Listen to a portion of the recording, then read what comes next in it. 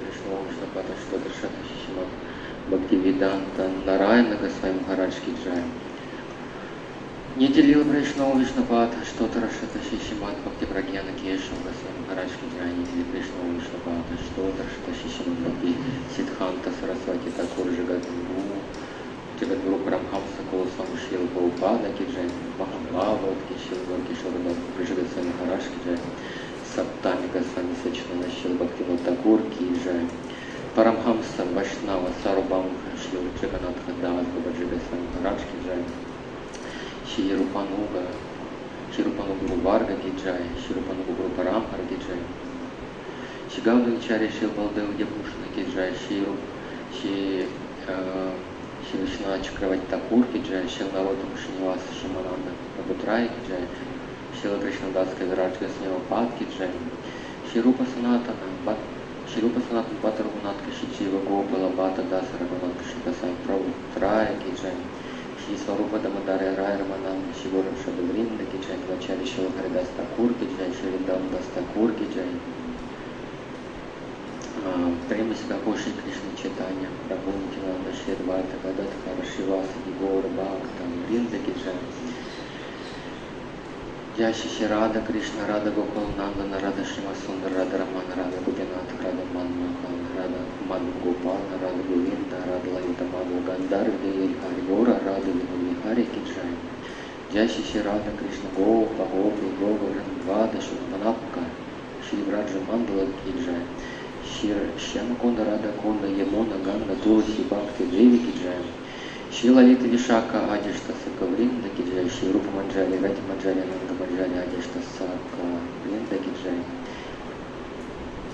Шри Вринда Деви ки джай. Шри Вамая Парамаси Деви ки джай. Шри Вамая Продха Деви ки джай. Шри Навадвип Дхама ки джай. Шри Джаганат Радж ки джай. Шри Гопишвара Махадев ки джай.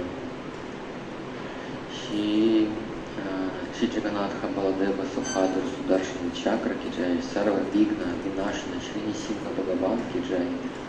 Бхакта Вараши Прахлада Махарадж ки джай. Грандхарадж Шримад Бхагаватам ки джай. Чарудамачаря Чаря Чая Сампарадай Вринда ки джай. Карамадхарадж Шри Чайтанья Мат ки джай. Шри Кешава Гаудамат ки джай.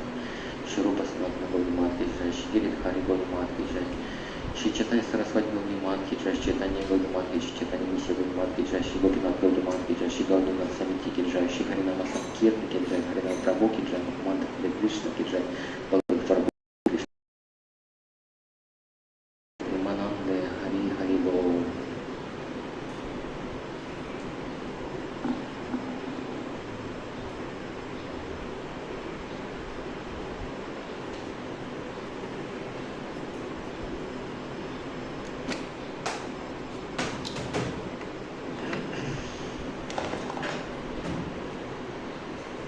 Shri Krishna Chaitanya Prabhu Nityananda Shri Krishna Chaitanya Prabhu Nityananda Shri Krishna Chaitanya Prabhu Nityananda Shri Advaita Gadadhar Shivasari Gaur Bhakta Vrinda Shri Advaita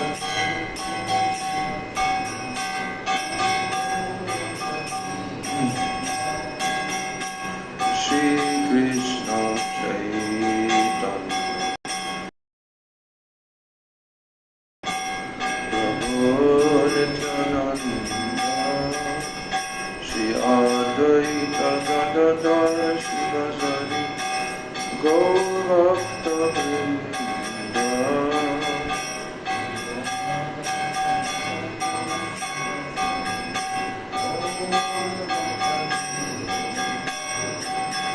Shri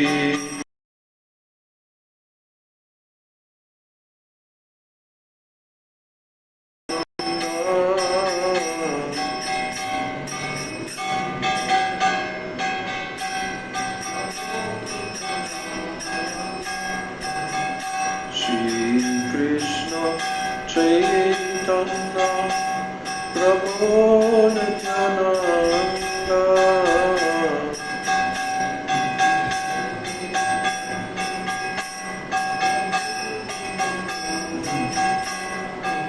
Shri Advaita Gadadhara Shivasani Gaur Bhakta Vrinda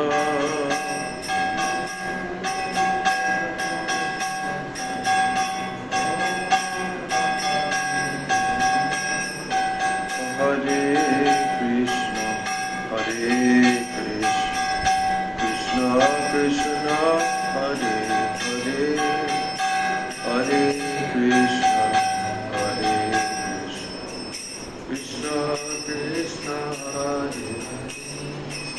Hare, Hare Rama, Rama Rama, Hare Hare.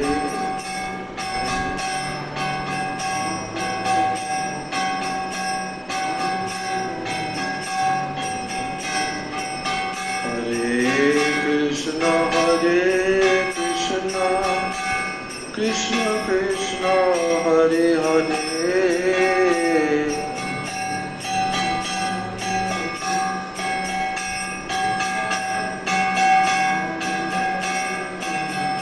Hare Rama, Hare Rama, Rama Rama, Hare Hare.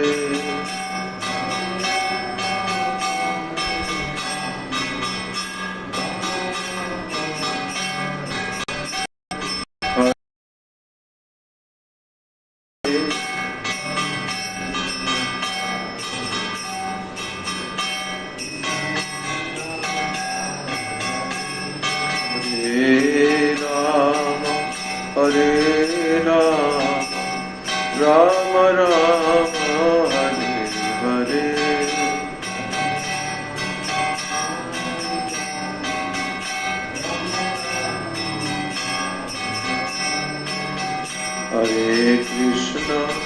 Hare Krishna, Krishna Krishna, Hare Hare.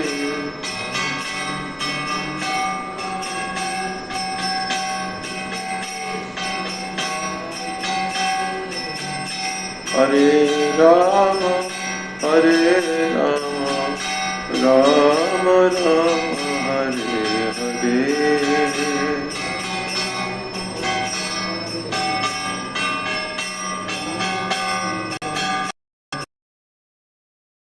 Krishna, Hare Hare, Rama Rama, Hare Hare, Rama Rama, Hare Hare, Hare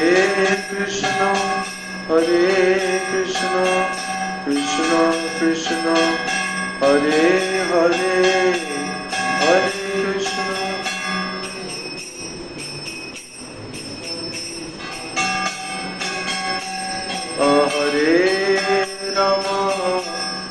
Hare Rama, Rama Rama, Hare Hare.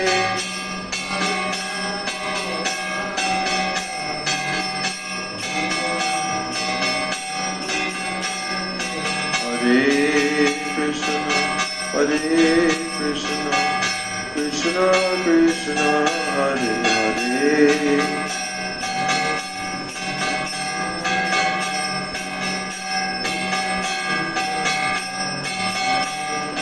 Hare Rama, Rama Rama, Hare Hare.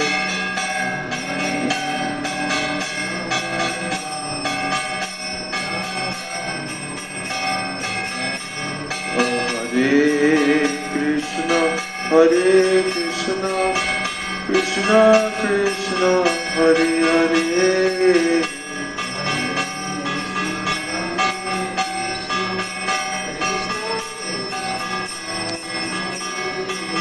Hare Rama, Rama Rama, Hare Hare.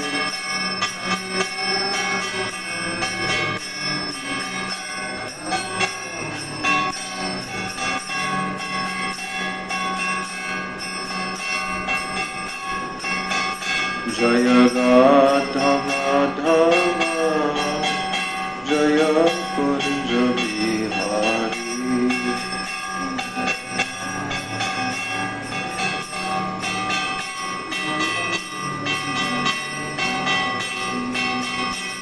Jaya Radha Madhava Jaya Kunja Bihari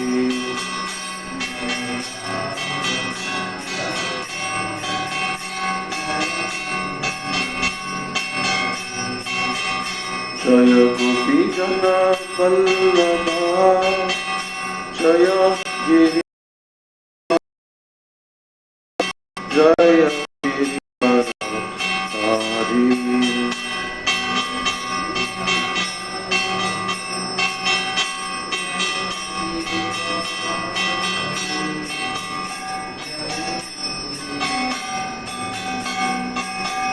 Jaya Yashodanandana Jaya Braja Jana Ranjana Jaya Braja Jana Ranjana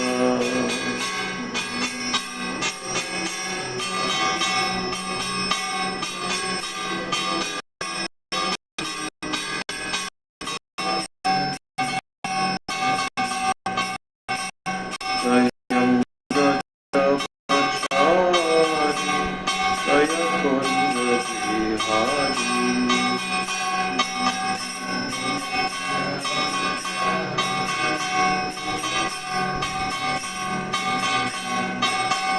Jaya Yamuna Chiravanachari Jaya Rasa Bihari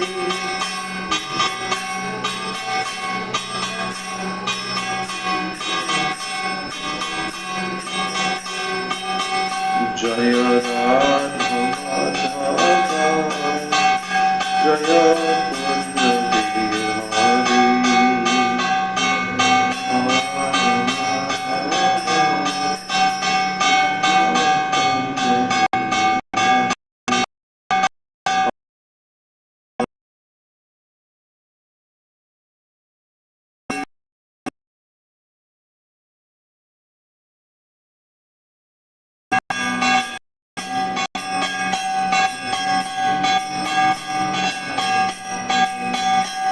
Hare Rama, Hare Rama, Rama Rama, Hare Hare.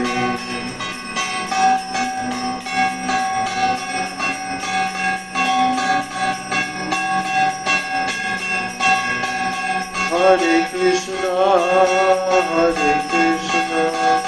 Krishna Krishna, Hare Hare.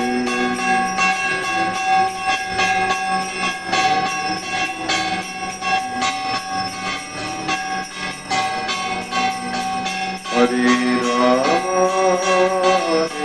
Rama, Rama Rama, Hare Hare.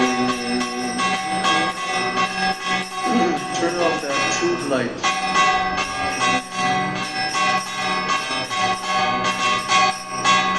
Hare Krishna, Krishna Krishna, Hare Hare. Hare Rama, Rama Rama, Hare Hare.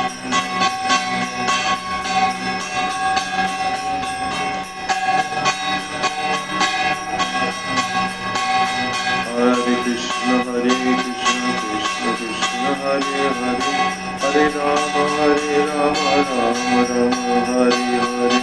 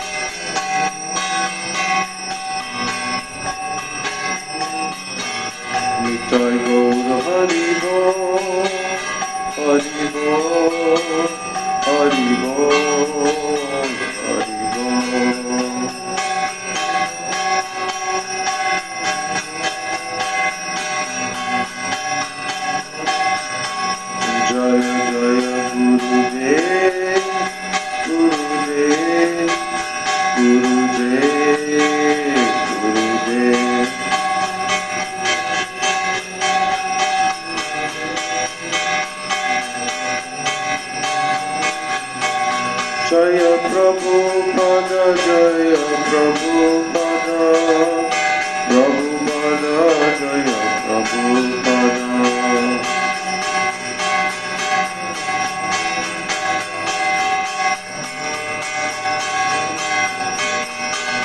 Jaya Prabhupada, Jaya Prabhupada, Prabhupada, Jaya Prabhupada.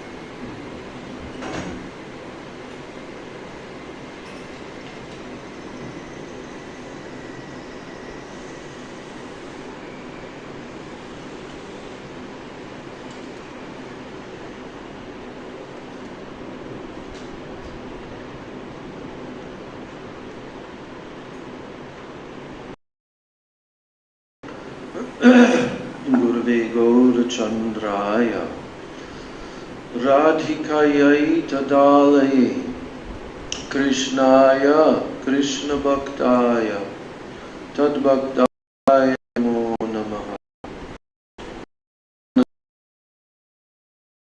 Jnananjana Shalakaya Chakshurun Militam Yena Tasmai Shri Gurave Namaha Mukam Karoti Vachalam Pangum Langayate Girim Yat Kripa Tamaham Bande Shri Gurun Dinataranam Vancha Kalpatarubhyascha Kripa Sindhubhya Evaja Patitanam Pavanebhyo Vaishnavebhyo Namo Namaha Namo Mahabhajanyaya Krishna Prema Pradayate Krishnaya Krishna Chaitanya Namane Gaura Tishe Namaha Nityanandam Namastubhyam Prem Ananda Pradayane Kalo Kalmashanashaya Janava Pataye Namaha Panchatattvatmakam Krishnam Bhakta Rupa Sarupakam Bhaktavataram Bhaktakyam Namami Bhakta Shaktikam He Krishna Karuna Sindho Dina Bandho Jagatpate Gopesha Gopika Kanta Radha Kanta Namostude Tapta Kanchana Gaurangi Radhe Vrindavaneshwari Vrindai Tulsidev Bhai Priyayi Keshavasya Cha Krishna Bhakti Prade Devi Satyavachai Namo Namah Shri Krishna Chaitanya Prabhu Nityananda Shri Advaita Gadadhara Shivasadi Gaur Bhakta Vrinda Hare Krishna Krishna Krishna Hare Hare Hare Rama Rama Rama Hare Hare Hare Krishna Krishna Krishna Hare Hare Hare Rama Rama Rama Hare Hare. First I'm offering my unlimited Dandavat Pranams and my Shraddha Pushpanjali at the lotus feet of my most worshipable beloved Swami Maharaj Srila Prabhupada.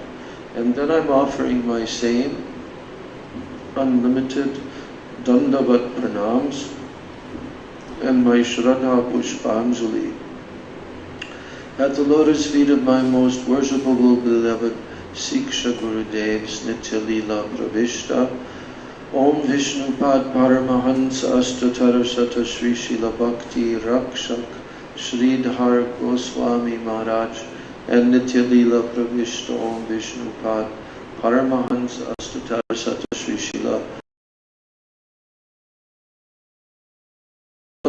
Pranams to all of my Sri Sri Rupa Nuga Guru Varga. And I offer my Dandavat Pranams to all of the Vaishnavas and all the Vaishnavis who are tuning in online also. And to hear on this most auspicious day, which is the disappearance day of the great, great associate of Sri Chaitanya Mahaprabhu, that is Sri Ramananda Rai.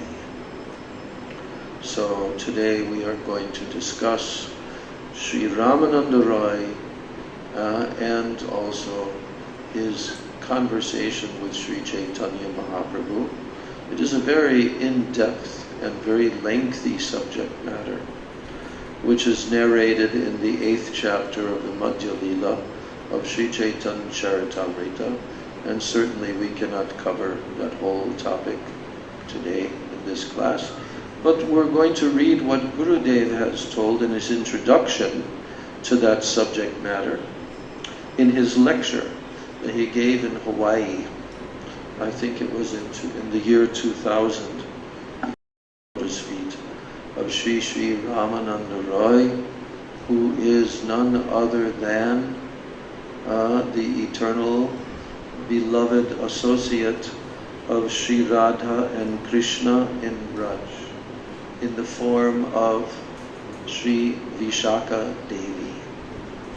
So how exalted we cannot even imagine Ramananda Rai, who appeared in this material world to assist the pastimes of Sri Chaitanya Mahaprabhu, but especially which pastimes did he come to assist? He came to assist the pastimes of Sri Chaitanya Mahaprabhu, who is Krishna himself, and who is now going to attempt to dive deep into the infinite, unlimited ocean. So that is a very exalted subject matter, this topic of Ramananda Rai's Samvad, when Chaitanya Mahaprabhu had this conversation with Sri Ramananda Rai, which he did continue for about 2 years. He continued that journey to all around South India, but in the very beginning he met with Ramananda Rai. And so Ramananda Rai is also the associate with whom Chaitanya Mahaprabhu spent his final years on this planet in Jagannath Puri, relishing and tasting all these highest moods in the association of 2 particular persons. 2 particular associates of Chaitanya Mahaprabhu were there with Chaitanya Mahaprabhu in the 18 years of his pastimes on this earth, and especially his final 12 years, which his pastimes were going deeper and deeper and deeper, and he was not in external consciousness most of the time. So who is with him? Ramananda Rai and Swarup Damodar Goswami. And who are those 2 personalities in Krishna Leela? They are none other than Lalita Devi and Vishaka Devi. Amongst the Astashakis, the 8 principal gopis, they are the 2 most intimate associates of Srimati Radhika. So those 2 personalities appeared in Chaitanya Leela as Ramananda Rai, that is Vishaka Devi, and as Swarup Dev in his lecture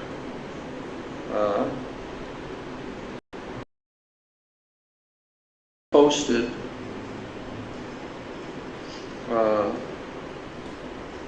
in May of 2000. And it's Srila Gurudev's lecture in Maui, in Hawaii, on May 24th, 2000. So, Srila Roy Ramananda's discussions, this is an introduction, his discussions with Sri Chaitanya Mahaprabhu as described in Sri Chaitanya Charitamrita, they are eternally fresh and ever increasingly nourishing for us. This is a note before the beginning of this, which is probably written by in Hawaii. So she's saying that favorite topics to benedict us lost souls of this world. So the following is a transcription of his extremely interesting lecture given in Maui, in Hawaii, on May 24th, 2000, wherein he talks about the first part of their discussion. So one thing I want to mention also is that this Roy Ramananda Samvad, as Gurudev does say, this is recognized amongst all the Vaishnavas as being one of the top pinnacles of Sri Chaitanya Charitamrita, which is the top pinnacle of all the literatures describing Chaitanya Mahaprabhu's pastimes. So this Ramananda Roy Samvad, this discussion between Mahaprabhu and Ramananda Roy, goes into the areas of the topmost subject matters that are discussed in the Chaitanya Charitamrita. And it's very, very interesting, so much so, and so much essential, that our Srila A.C. Bhaktivedanta Swami Prabhupada, when he came to the West, he wanted to give some of the teachings of Chaitanya Mahaprabhu to the Western world before he was able, actually years before he was able to give the actual full biography of Sri Chaitanya Mahaprabhu, that is Sri Chaitanya Charitamrita. So in around 1968 or so, he produced this book called The Teachings of Lord Chaitanya.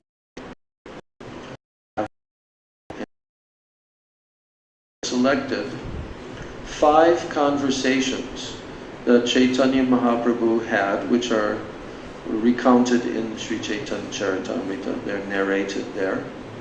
5 conversations. And in that way, Srila Prabhupada was introducing the teachings of Lord Chaitanya. Our Gurudev used to question us, do you know what Gauravani is? Because you're always telling that in your pranam mantra to your Bhaktivedanta Swami Maharaj, to your Guru Prabhupada. You're always telling Namaste Saraswati Devi Gauravani Pracharane. Gauravani, what does that mean? It means, literally it means the Vani of Gaura, which means the teachings. Vani. Vani means instructions, teachings. So the teachings of Gaura. And who is Gaura? That's Lord Chaitanya. Who is Krishna, actually, but now he's coming in golden color, so he's called Gaura or Gauranga. That's why. Because Gaura means golden. Gaura means golden. So, we worship Gaura. We worship Mahaprabhu, who is the combined form of Radha and Krishna, and that's why he's golden. That's also a very significant topic in the Ramananda Roy Samvad, because at the very end of the whole conversation, then there was this exchange between Ramananda Roy and Mahaprabhu, wherein Ramananda Roy became completely overwhelmed when Mahaprabhu showed him his form of Krishna and Mahabhav, that is Srimati Radhika. When those two combined together, so when Ramananda Roy saw this, of course it's much more detailed how that pastime is presented. There was a conversation between them. But when Mahaprabhu revealed this form, then Ramananda Roy he actually had to faint. And who is Ramananda Roy? Vishaka. Vishaka has seen all the forms, but this particular form was not especially revealed, and therefore Ramananda Roy was overwhelmed. He lost consciousness upon seeing that incredible form.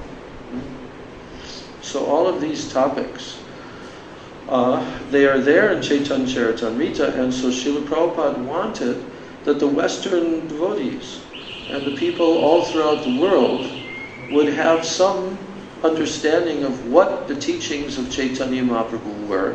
So therefore Srila Prabhupada selected 5 conversations. Okay? Rupa Siksha. That means when Mahaprabhu taught Rupa Goswami on the banks of the,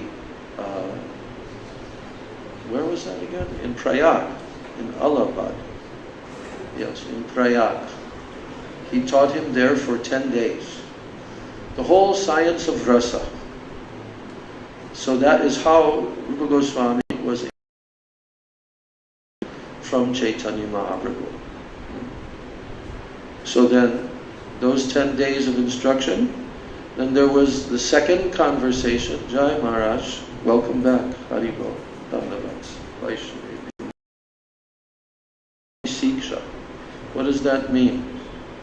That means the instructions that Sanatana Goswami, thank you Maharaj. Give a garland to him. Very good. Now both of you should fight to not receive the garland.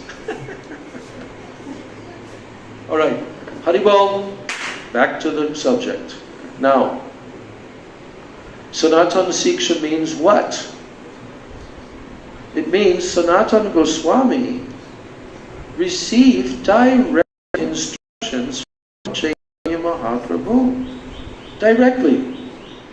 There's not that many people who directly received instructions from Mahaprabhu, what to speak of for 2 entire months. 2 months, every single day. So Sanatana Goswami sat with Mahaprabhu, and that was in Varanasi. Varanasi. So, that's the second conversation in Prabhupada's book, Teachings of Lord Chaitanya. So then, the third conversation, Sarvabhauma Bhattacharya. When Mahaprabhu came first to Jagannath Puri, and gradually, well, right in the beginning actually, he fainted in front of Lord Jagannath in the temple. First time he came. And then Sarvabhauma Bhattacharya came and rescued him because the guards were going to beat him. But then he was carried to Sarvabhauma Bhattacharya's house. And then from that point on, now Sarvabhauma Bhattacharya got the association of Chaitanya Mahaprabhu, and then he was converted by Mahaprabhu because there was an influence of Mayavad philosophy. Although actually Sarvabhauma Bhattacharya was impersonalist philosophy, but internally he was Vaishnava. But he became one of the greatest followers of Chaitanya Mahaprabhu. And so the instructions that he received from Chaitanya Mahaprabhu are given there in Chaitanya Charitamrita. Then the fourth conversation is what? When Mahaprabhu was in Varanasi, then there was a meeting of the sannyasi followers of Shankaracharya who were Mayavadis. And the leader of all of those sannyasis was Prakashananda Saraswati. And he was a very, very great scholar, very learned, and he was the teacher of all these Mayavadi sannyasis. So Mahaprabhu came there, into their assembly. That's a whole discussion, how this came to pass, that he would come into their assembly. But finally he had a discussion with them that what is ultimately the true understanding of all Vedic knowledge? What is ultimately the conclusion of Sri Vedanta Sutra? The conclusion of all the Vedas is Vedanta Sutra. And what is the full, deep understanding of Vedanta Sutra? That is eternal devotion to Krishna. So, instructions there. So that's the fourth conversation. And the final, fifth conversation is this Ramananda Roy Samvad. Conversation between Chaitanya Mahaprabhu and Ramananda Roy. So from the very beginning of his preaching in the Western world, Srila Prabhupada wanted that the Western people, the Western devotees, that they would have exposure to this science that was taught by Ramananda Roy to Chaitanya Mahaprabhu. But in fact, it was really Chaitanya Mahaprabhu who was inspiring this to appear on the lips of Ramananda Roy, and Mahaprabhu took the position of the listener. And there are so many reasons why. Because Mahaprabhu was on a mission as Krishna to taste the deepest moods of Srimati Radhika's prema. So this was, as we just heard, this was one of the favorite subject matters that our Gurudev would speak on. Chaitanya Charitamrita, Ramananda Roy Samvad. We were also fortunate to be with him on Jagannath Puri during the Purushottam month. He was speaking there daily.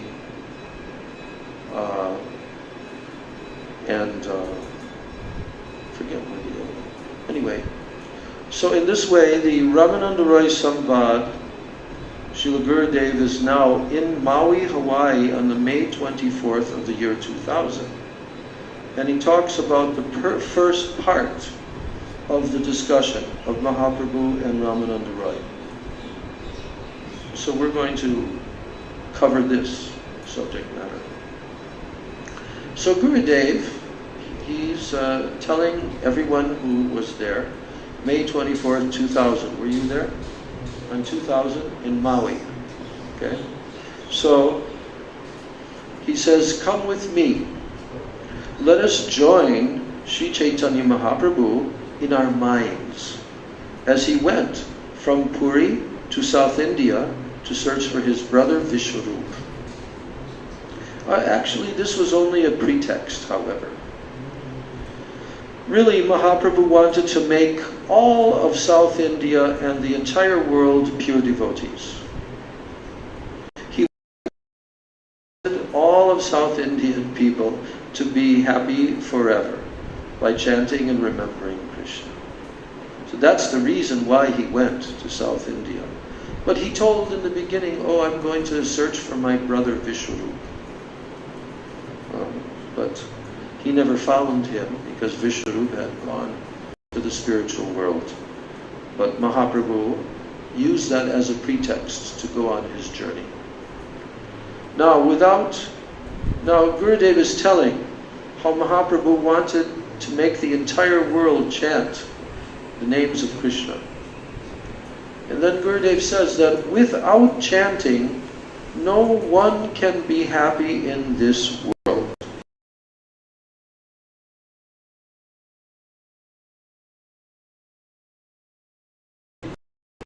Yes. What? Maybe is there someone who can be happy without chanting? Maybe someone can be happy without chanting the holy names? Is there a possibility that there can be somebody that is happy without chanting the holy names? Huh?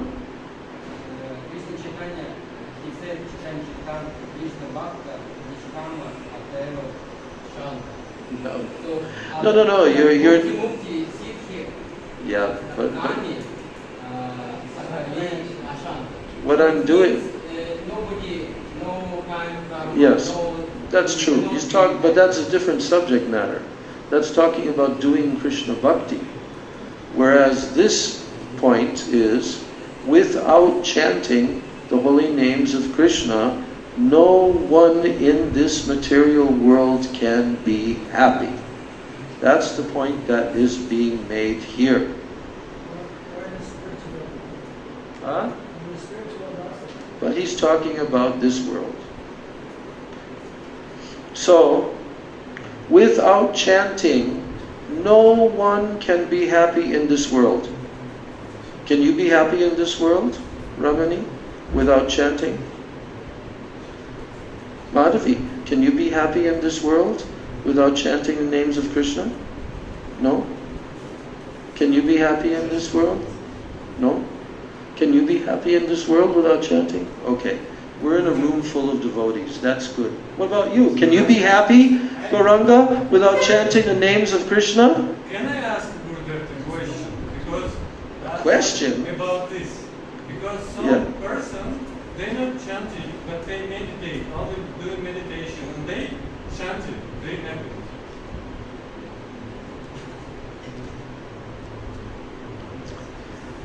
They're doing meditation? Yeah. On what? What are they meditating on? Just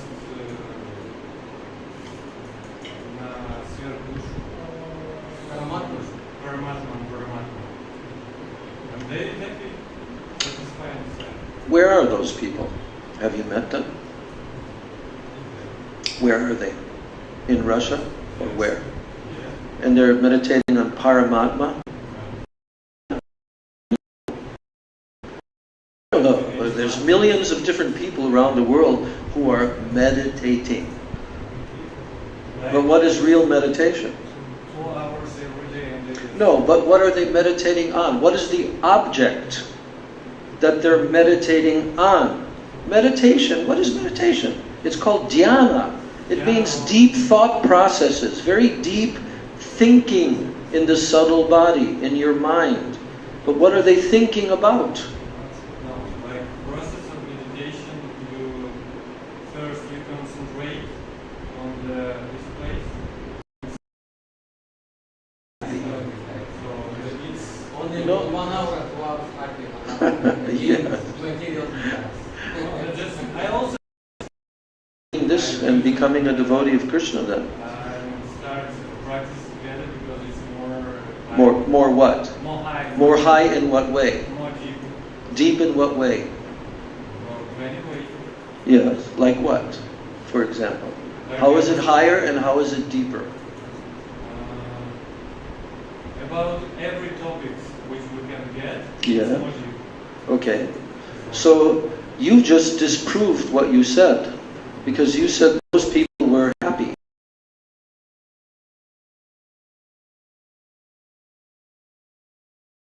To come to Krishna. Yes. But anyway, we spoke. So I was happy. No. That's not what Gurudev is telling here. When he says happy, that means forever happy.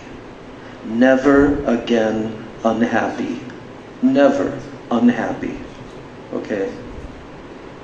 That's the meaning. So Gurudev is just introducing this lecture that he's going to give in Hawaii, and he is telling that Mahaprabhu went to South India, really, that he wanted to make all of South India and all the entire world into pure devotees. That's why he went to South India. He wanted them to all chant and remember Krishna and be happy forever. Then he said, without chanting, no one can be happy in this world. No one. Not a karmi, a jnani, a yogi, a tapasvi. No other person can be happy except what? A Krishna Bhakta. Why? Because everyone else has material desires.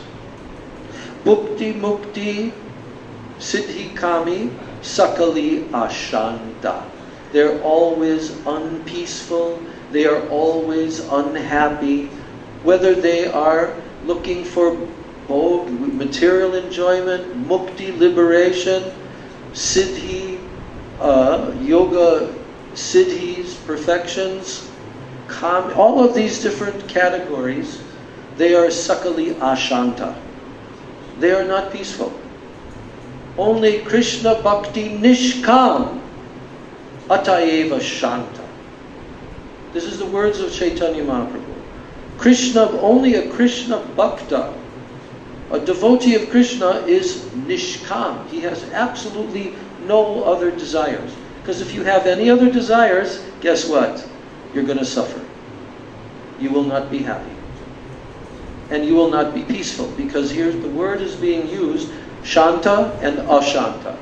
That means peaceful and not peaceful.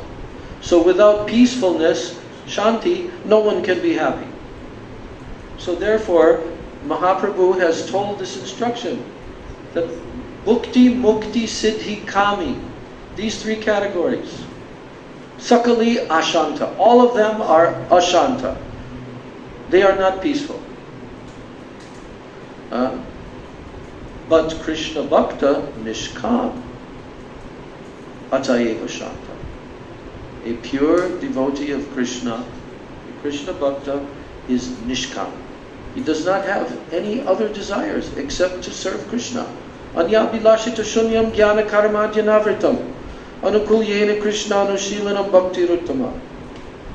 So Gurudev is pointing this out to his audience of a few devotees, which included our Sajjan Maharaj, who happened to also wander there after millions of lifetimes, and then he was found himself in front of the pure devotee in Maui, in Hawaii. So Gurudev said, without chanting, no one can be happy in this world. You should know this. Mahaprabhu told everyone who came to him, Jare dako tare koho Krishna upadesh, amar agyai guru hoya tara edesh. Mahaprabhu said, I am telling you. No. Gurudev is telling. That Mahaprabhu, everyone who came to him, he told them this verse. Jari dako tari koho Krishna upadesh. My instructions to you is that whoever you meet, Amar agyai guru hoya tara edesh.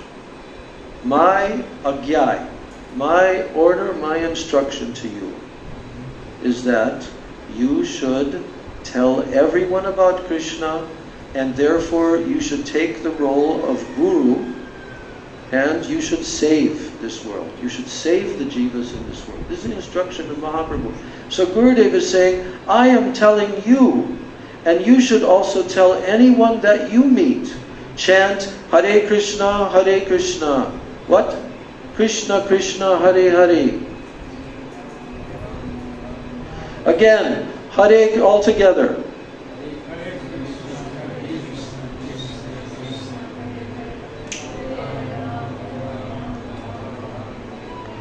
Then, in turn, that person will tell others. So by my order, you should preach this to others. So very soon, all of South India began to chant, and all became Vaishnavas. This was the order of Sri Chaitanya Mahaprabhu. And in this way, his message very quickly went all over the world. Now Gurudev talks about himself. He says, I have also come here only to tell you how you can be truly happy. How can you be truly happy? Gurudev is saying, I've come here to tell you. Chant Hare Krishna. This is a very easy process to become happy. And I am inviting you all to follow. I'm inviting all of you to follow. And those who are not yet following, they will benefit by following. So Sri Chaitanya Mahaprabhu, he thus went to the sacred river Godavari in South India. And there he thought, oh, here is the Yamuna. Mahaprabhu was experiencing the Yamuna river in that Godavari river. Then Mahaprabhu saw a beautiful forest there. And he thought, oh, this is the very beautiful forest of Vrindavan. And when he saw some rocks and mountains, he thought, oh, you are Giriraj Govardhan. So he was thus absorbed in love and affection for Lord Krishna.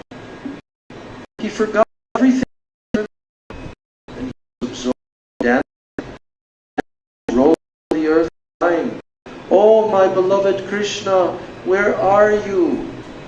Where are you?" And sometimes he laughed, and sometimes he sang, "Krishna, Krishna, Krishna, Krishna, Krishna, Krishna, Krishna, hey. Krishna, Krishna, Krishna, Krishna, Krishna, Krishna, Krishna, hey. Rama, Raghava, Rama, Raghava, Rama, Raghava, Rakshama. Krishna, Keshava, Krishna, Keshava, Krishna, Keshava, Pahi Ma." Mahaprabhu himself sang this song. We used to sing it on the streets, along with the Maha Mantra. So then Mahaprabhu crossed the Godavari River to take bath. It was morning, and he arrived at a very lonely place near the bathing ghat. So in the meantime, the governor of that area, named Rai Ramananda, he came with many associates and thousands.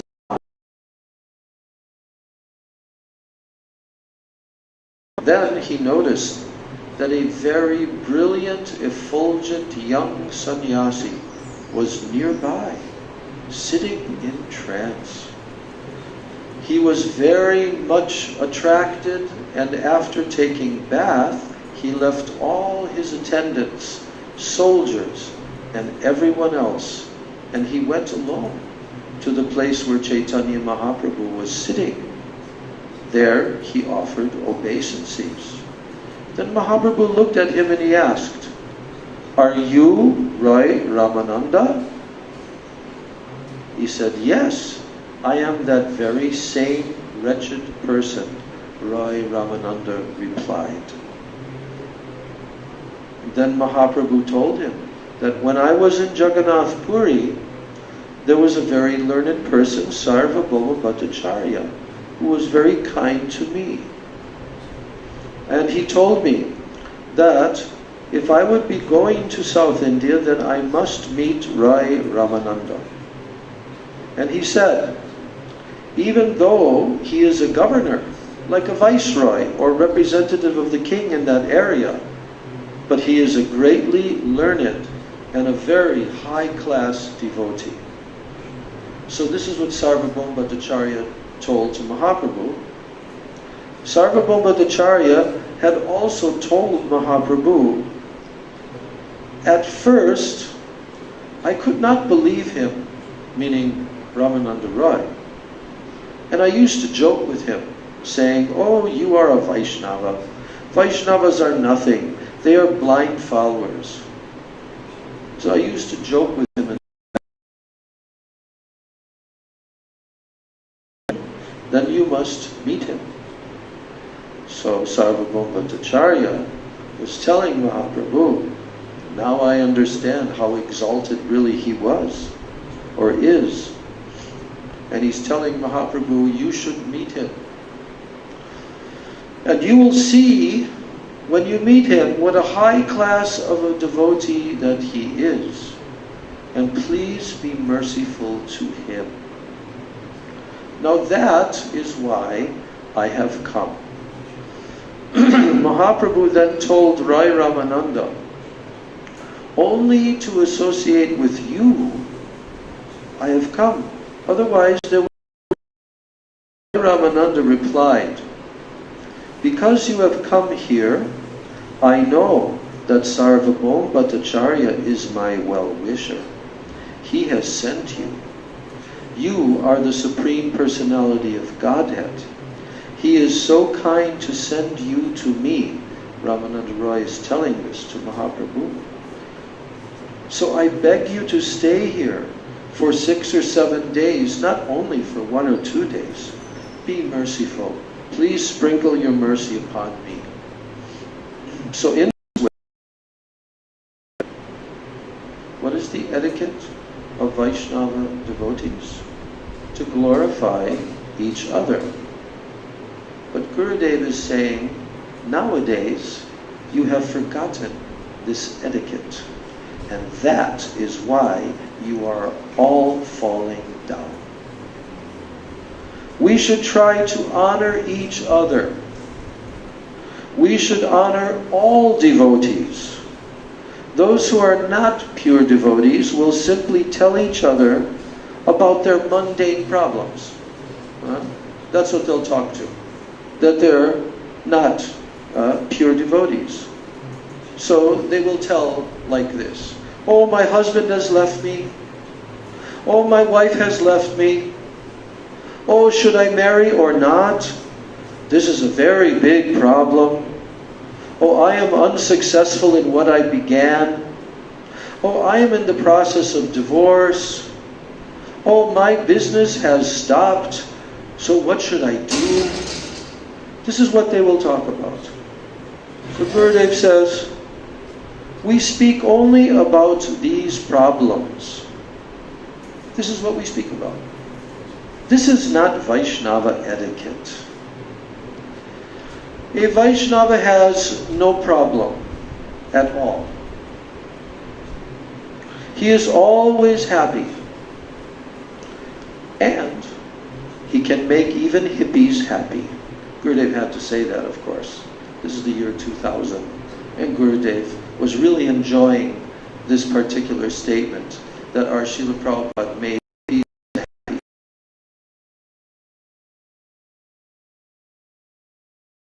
A Vaishnava has make even hippies happy.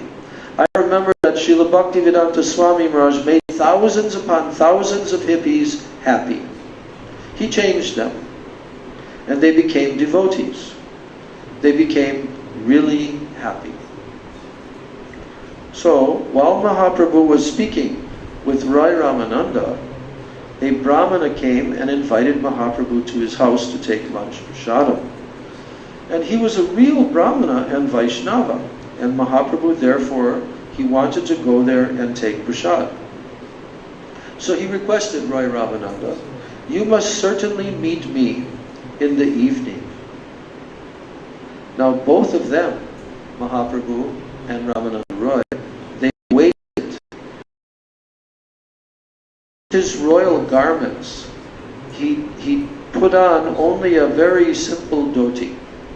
And then he arrived with only one associate. He had no royal umbrella, no palanquin, no bodyguard.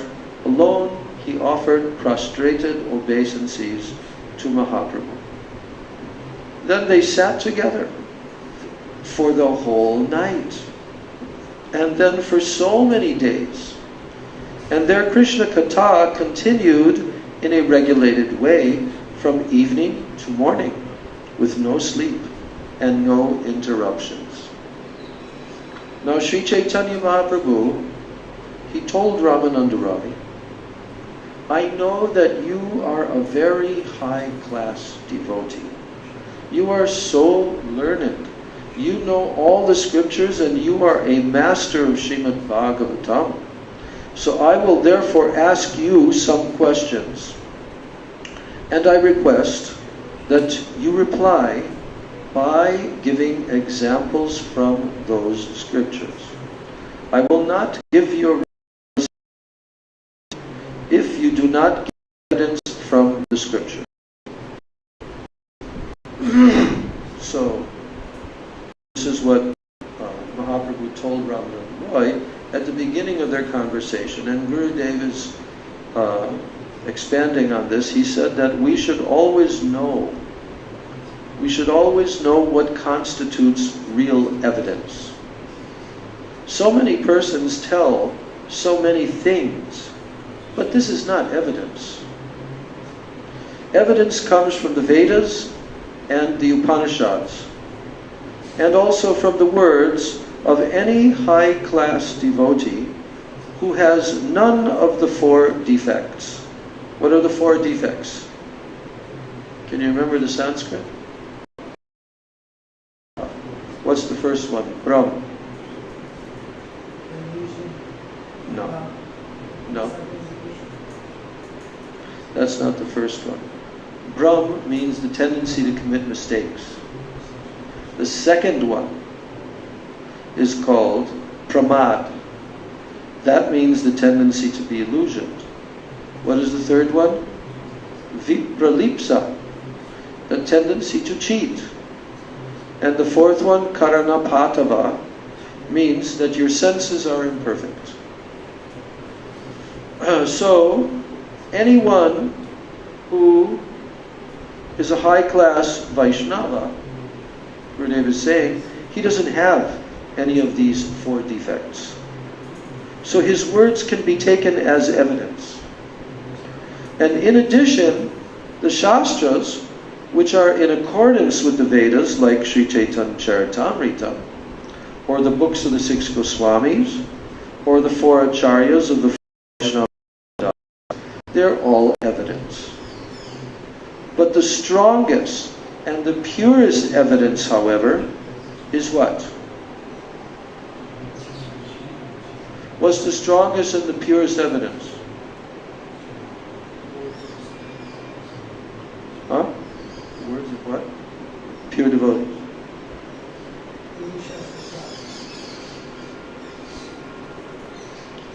He already mentioned that.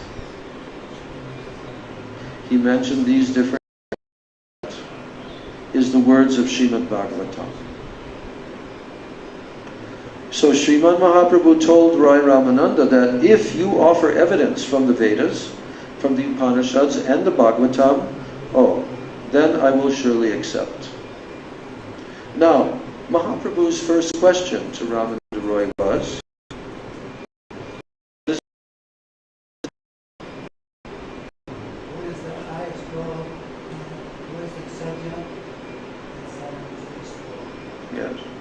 his first question was, what is sadhya? What does sadhya mean? It means the goal of life. Yes. And then what is the sadhana? That means the method or the means by which you can attain that goal.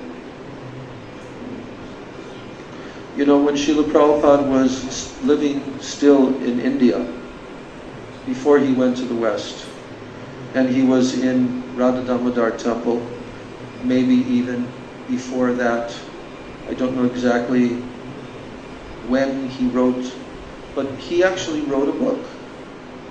And he titled that book, In Search of the Ultimate Goal of Life. Now that book was not brought by him to the West. It remained as a manuscript inside of his trunks at Radha Damodar temple. And after years later, after Prabhupada had started the whole movement and gone back to India with his disciples and so forth, so I don't know exactly what year it was, but our Nrsimha Maharaj, who was previously Jagat Guru Swami, I think it's him that actually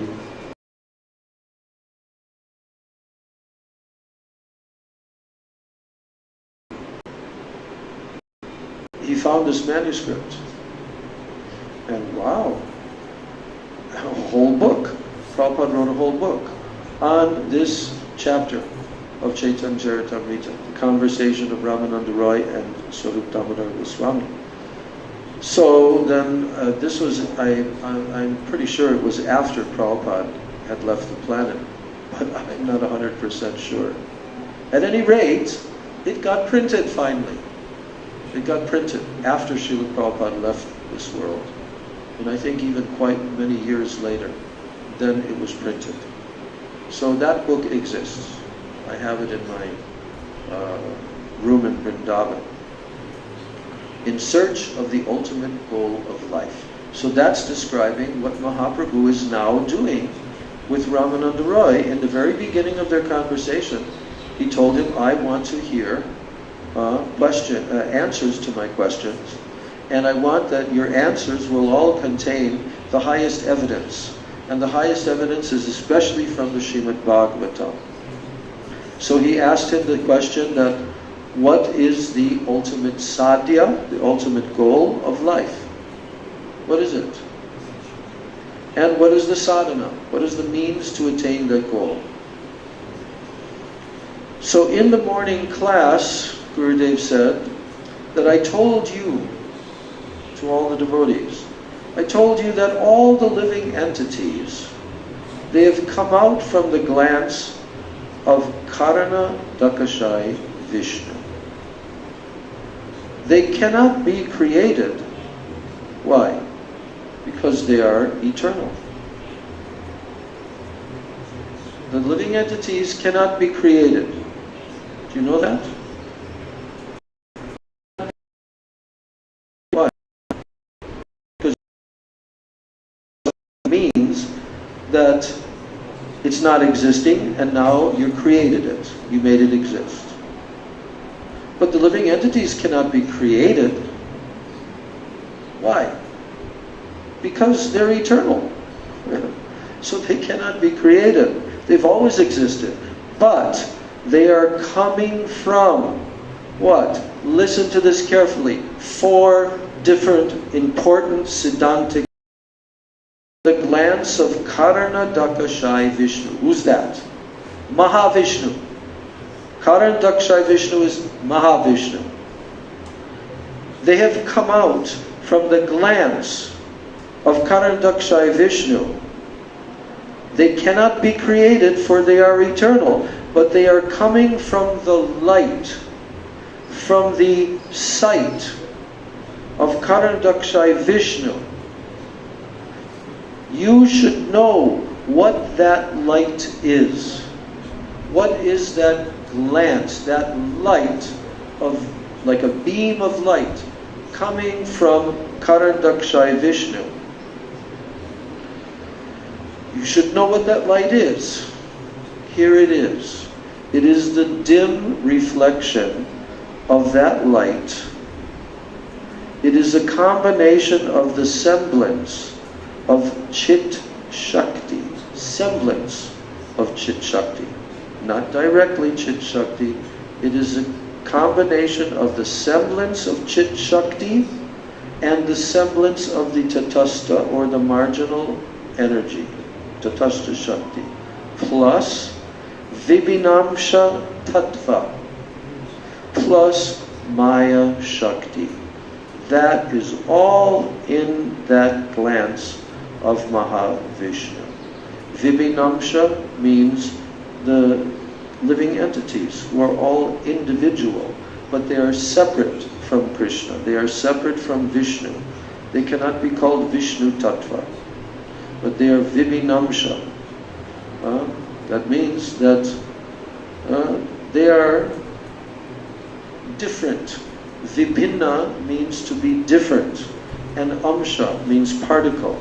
So they are a differentiated particle of the Absolute Truth. And also within that glance is Maya Shakti. Okay, so the mixture of these 4, this is called Shambhu Linga. Who is Shambhu? Lord Shiva. This is called Shambhu Linga. It is from their semblance that Shambhu Linga is a semblance of Sadashiv Tattva.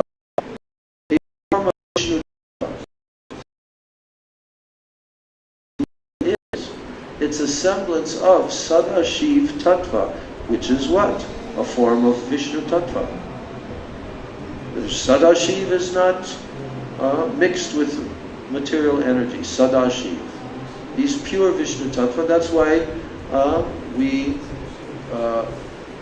on Shivratri, then Gurudev would perform Ekadasi. But Gurudev would perform because he considers that Shiva Ratri, the appearance day of Lord Shiva, is actually referring to this form of Shiva, which is the origin, Sadashiv. And Sadashiv directly has come from the body of Krishna.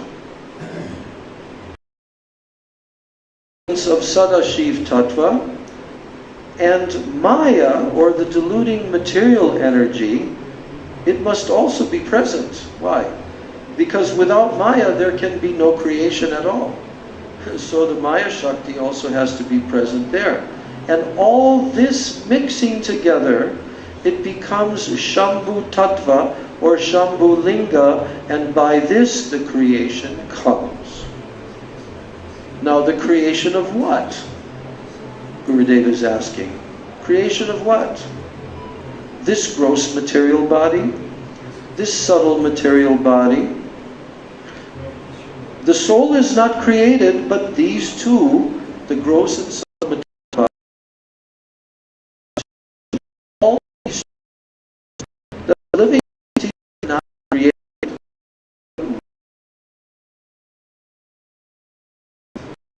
It is not possible to give more explanation than this at this time.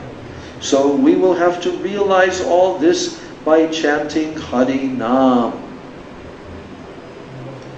So when your chanting of the holy name becomes pure, when the holy name that you chant, when it is actually the name of God Himself, and it is not a nam aparad, an offense to the holy name, or it is not so, then you will realize all truths.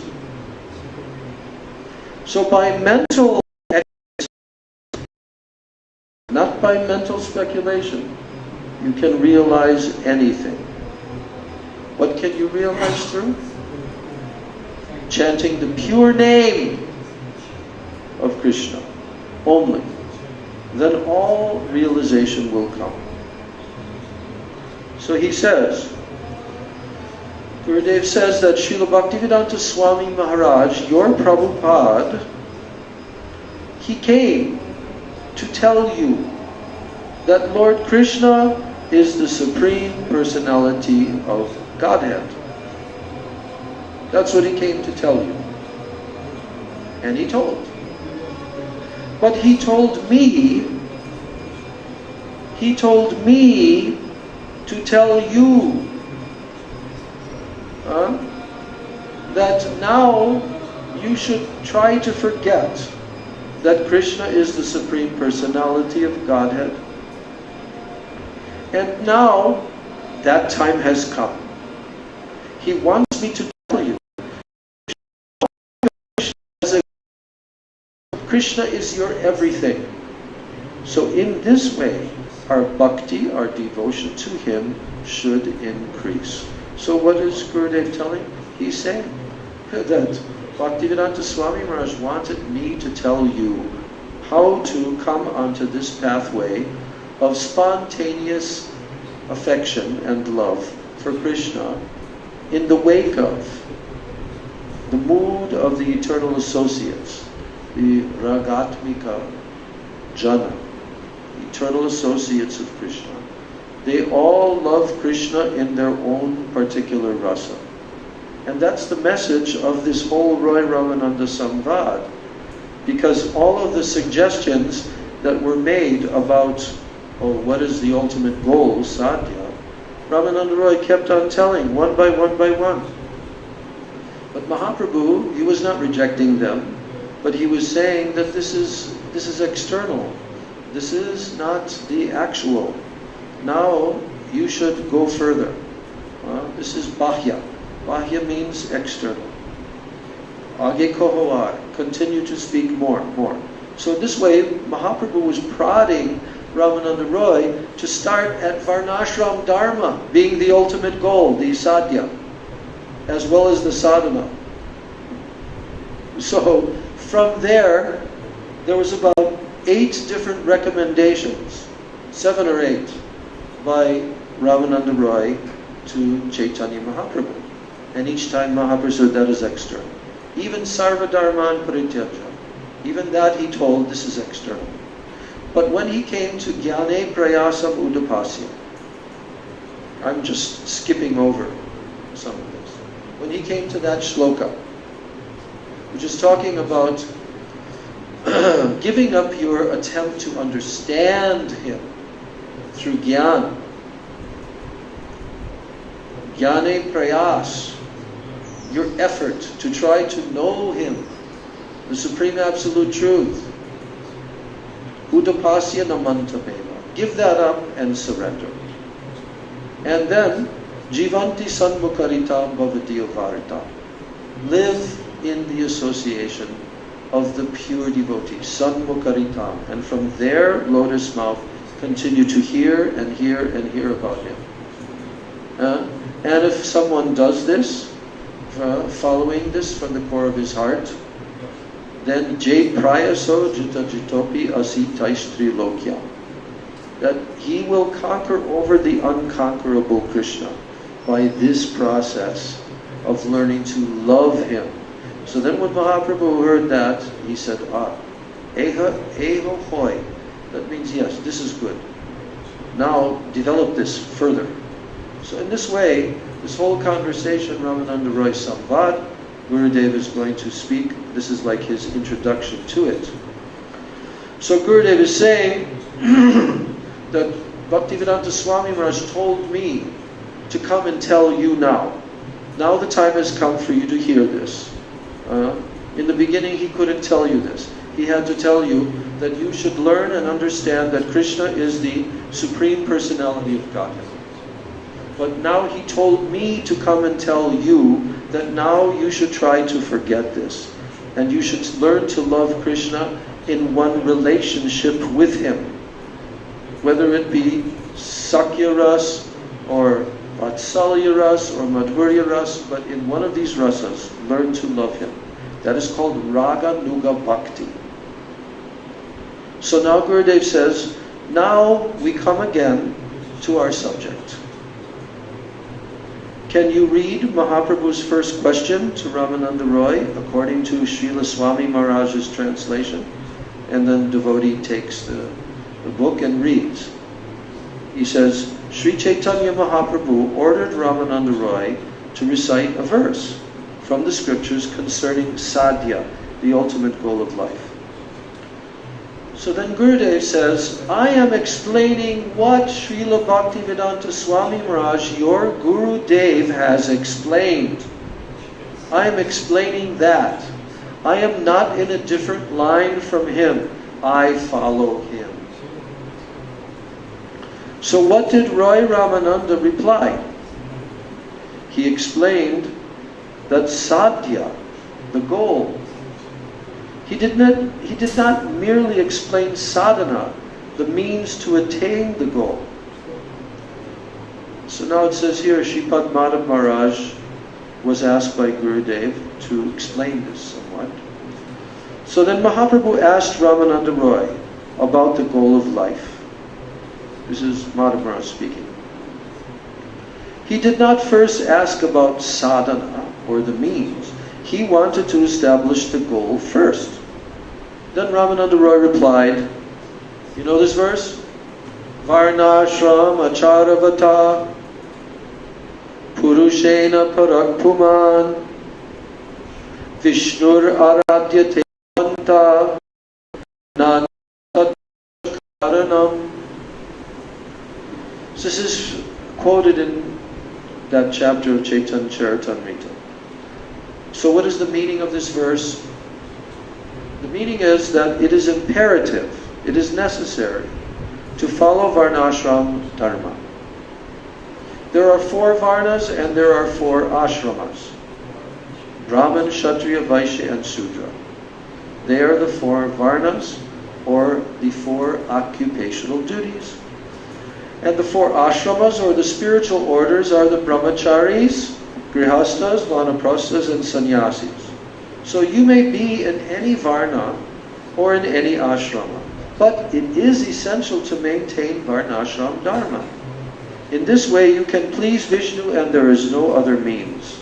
So in Hawaii, I don't remember what year, but on a morning walk there on the Big Island, Gurudev said, when he stopped, as he's walking, then he stops and then everybody makes a circle around him. So he said, he points to one devotee. Do you know, are you in Varnashram Dharma? Dharma. He goes to the next, are you in Varnashram Dharma? And then that devotee tried to make some adjustment. That we are in it, but this, but that, like this. So finally then Gurudev said, no, you must be in Varnashram Dharma. In this world you must be in this. But then he explained, Bhaktisiddhanta Saraswati Thakur, he also preached Varnashram Dharma by showing the example of a Vaishnava.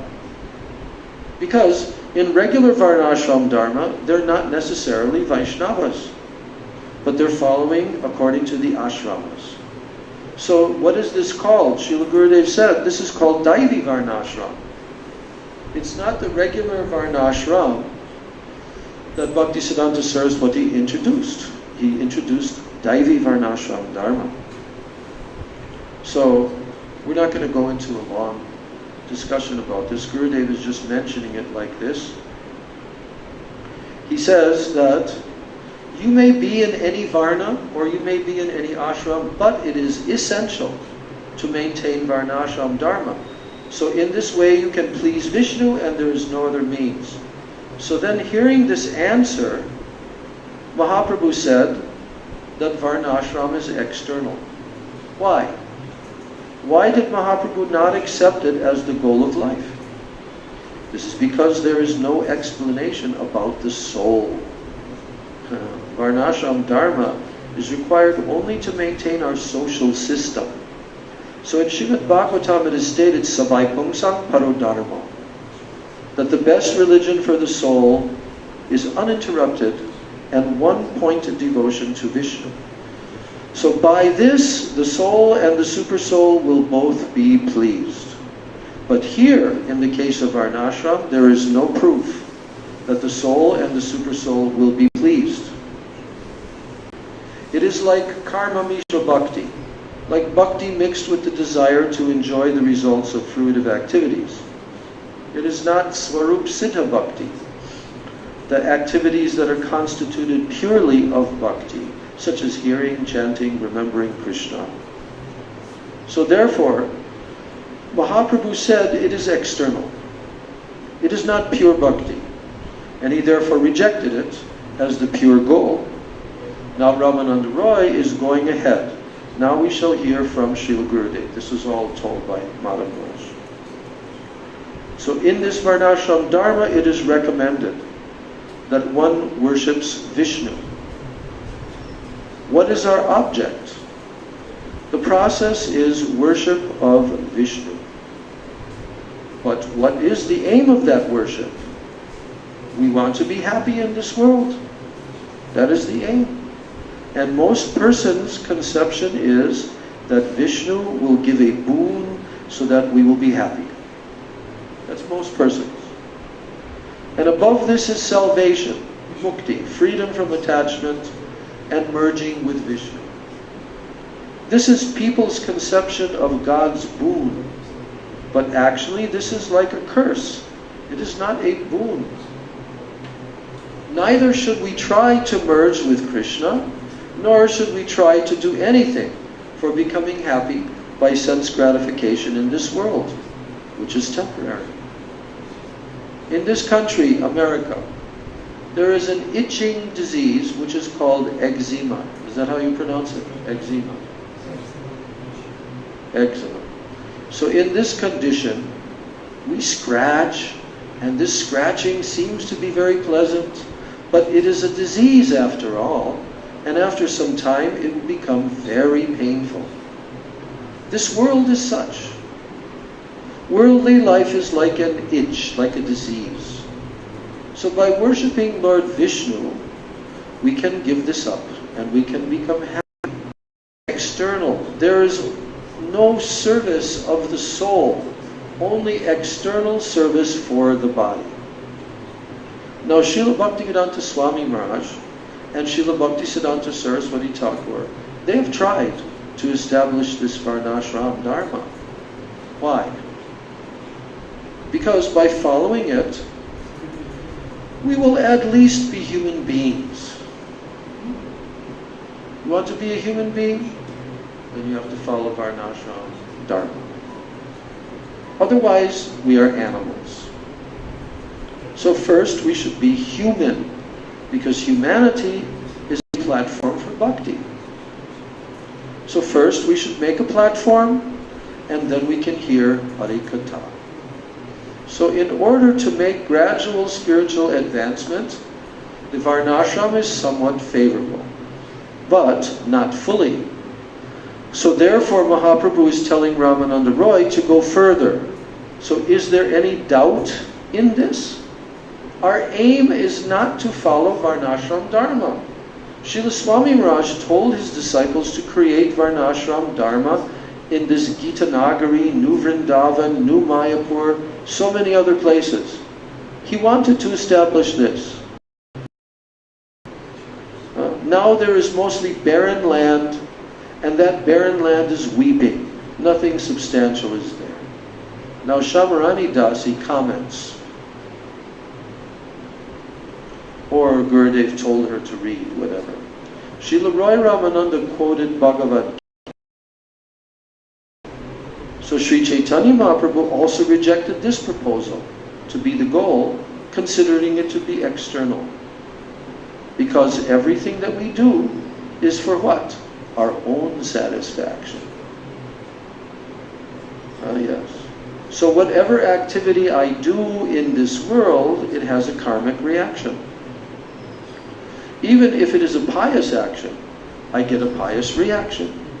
And I still have to suffer in this world. If I give someone a lot of money, then in my next life I'll be rich. However, in that next life, I still have to take birth in a womb. I still have to accept old age, disease, and death. So the motive is my own personal sense gratification. So Mahaprabhu rejected this as not being the perfection. He again told Ramananda Roy to go further, and Roy Ramananda then offered the conclusion of the Bhagavad Gita. What is that? Sarvadharman parityajya. Give up all varieties of so-called religious activities and surrender everything to me, and in return I will free you from all fear and from all sinful reactions. Now Mahaprabhu rejected this as the goal. It is better than animal life. It is better than having nothing to do with Krishna. So why did Lord Chaitanya reject it? Again, it was external, because it was related to the body. I'm trying to please Krishna, but I want Krishna's protection for my body and for my mental and intellectual comfort. So this is like a business proposition. If I do something for Krishna, then he will do something for me. So therefore Chaitanya Mahaprabhu rejected it as not being the goal. Real devotion means that there is no material cause and there is no material interruption. So now Gurudev speaks. In the Srimad Bhagavatam there are so many examples of this. One example is the story of King Harishchandra. You know that story? He was a very powerful Kshatriya king in the Varnashram Dharma, and he used to worship Lord Vishnu. He was also very truthful. He never told a lie. He never accepted any untruth, and he was very generous to all creatures. So one day, a great high-class surrendered devotee named Vishvamitra, he came in a dream to Harishchandra. And you always worship Vishnu. So I know that if I ask anything from you, he wanted his whole kingdom. And the king said, yes, I am giving it to you. In the dream.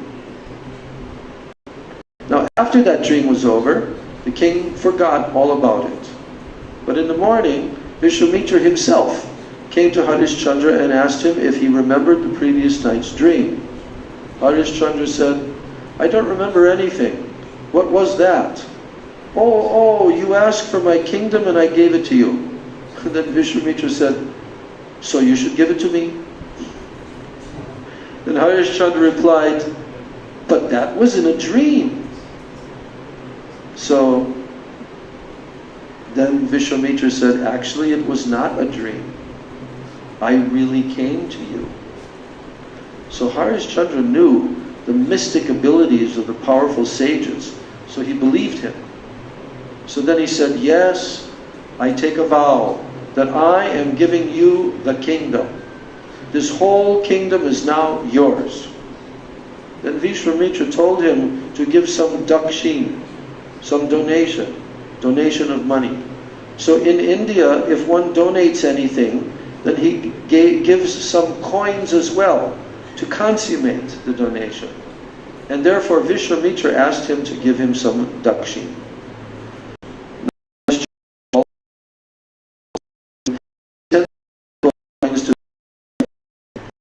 Vishwamitra smiled and told him, you are a liar. You gave me your entire kingdom, and now your treasury is mine also. So how can you tell the treasurer to give gold to me? It is already mine. So Harishchandra agreed, and therefore he wanted to take a loan from someone in the kingdom. But Vishwamitra said, now all the citizens are also mine, and you may not take a loan from anyone in my kingdom. Next, Harishchandra. So the king then became perplexed about what to do, and thinking that he had done wrong. So he asked Vishwamitra, what should I do? Please give me some suggestions. Then Vishwamitra told him, go to Kashi, which is situated on the trident of Shankar. It is not in this world. There you can sell yourself, and then you can pay me. But you must always remember that you have to pay me. Now Harishchandra went to Kashi with his wife and his son on foot, because all his chariots and everything else now belonged to Vishwamitra. And after many days he reached Kashi, and he began calling out to the people that they could purchase him. A low-class person, the guard of the cremation grounds, told him that he would buy him and that he would have to do duty at the cremation grounds. So Harishchandra did this because there was no one else to purchase him, but the guard gave him 5,000 gold coins. He needed more, and therefore he sold his wife, Sadhya, and his son, Rohitasya. A very cruel Brahmana gave 5,000 coins, and he took them both. So if you sell a cow, then you are no longer its owner. So similarly, now Harishchandra was not the king, nor was he the husband of his wife, nor was he any longer the father of his child. He had some false ego, however, considering that he used to be, or he still was, a king, and that he was still the husband of Sadhya and the father of Rohitasya. So, what happened next?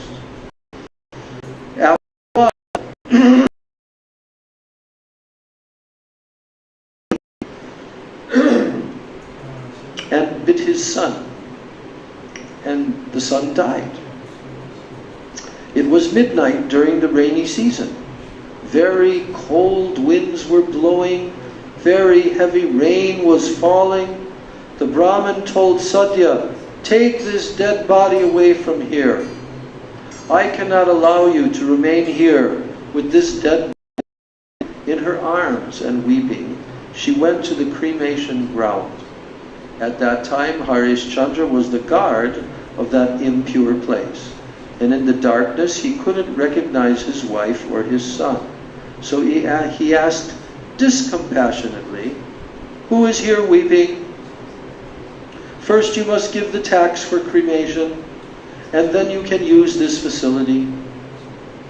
Now at that moment, lightning flashed in the sky, and he could see that the woman before him was indeed Sadhya. So he was bewildered.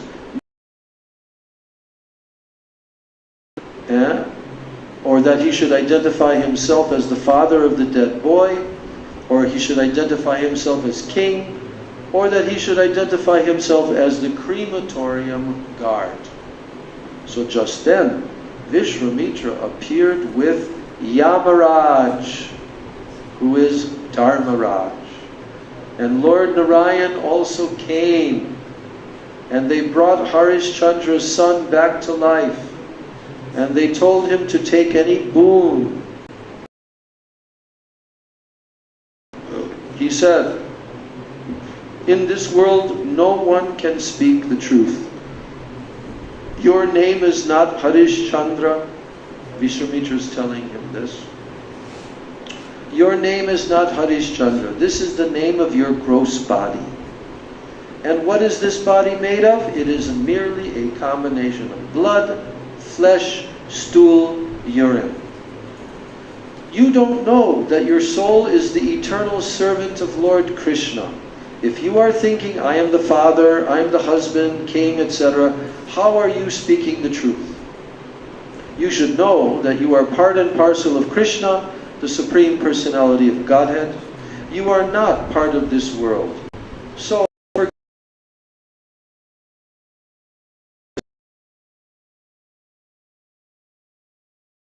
Harishchandra accepted all this, but he had one request. Please don't give such a hard test to the jivas in the Kali Yuga. They will never be able to pass your test. They will always fail. So Harishchandra was doing what we want to do. What is that?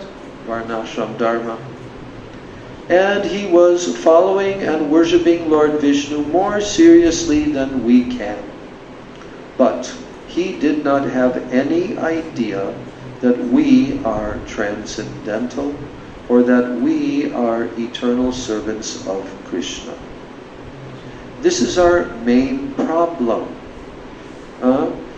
If you are thinking that I am the doer, or even thinking that I am giving something to Krishna, this is not pure bhakti. That is why it has been said in the Bhagavad Gita, Sarva Dharman Parityajya Mamekam Sharanam. All answers that Ramananda Roy is now giving all temporary dharma and all activities and conceptions which are in relationship to the temporary material body and mind. Surrender yourself and take shelter of the Supreme Personality of Godhead, and by doing so, you will be freed from all sinful reactions. Do not be afraid. Now,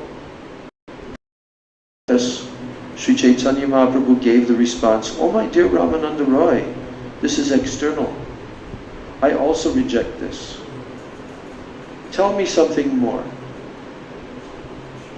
Then, the eternal occupation of the soul is to render loving service to the Supreme Personality of Godhead in a relationship with Him.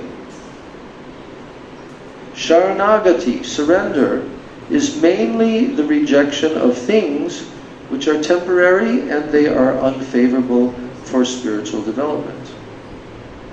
So in Sharanagati, we have not yet realized our relationship with the Supreme Lord, with possessiveness and with love and affection, mood of mamata. So therefore, Sri Chaitanya Mahaprabhu also rejected this conception as being the goal of life. Now, in and of itself, surrender to the Supreme Lord, it is not directly bhakti. It is not the positive, and it is not the eternal, perfect activity of the soul to surrender. No. If you want to enter any building, first you have to come to a door. You cannot walk through the wall. So if anyone is hearing, chanting, remembering, and serving Krishna, but they have not first surrendered themselves completely, saying, oh Krishna, I am yours, I depend fully on you, I accept everything which is favorable for bhakti, I reject all things which are unfavorable. You, Krishna, are my protector, you are my maintainer, I will always be meek and humble, and I'll have no interest separate from your interest.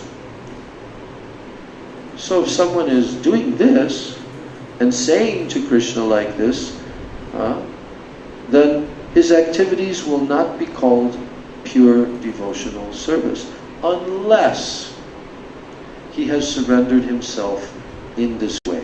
The 6 levels of then his activities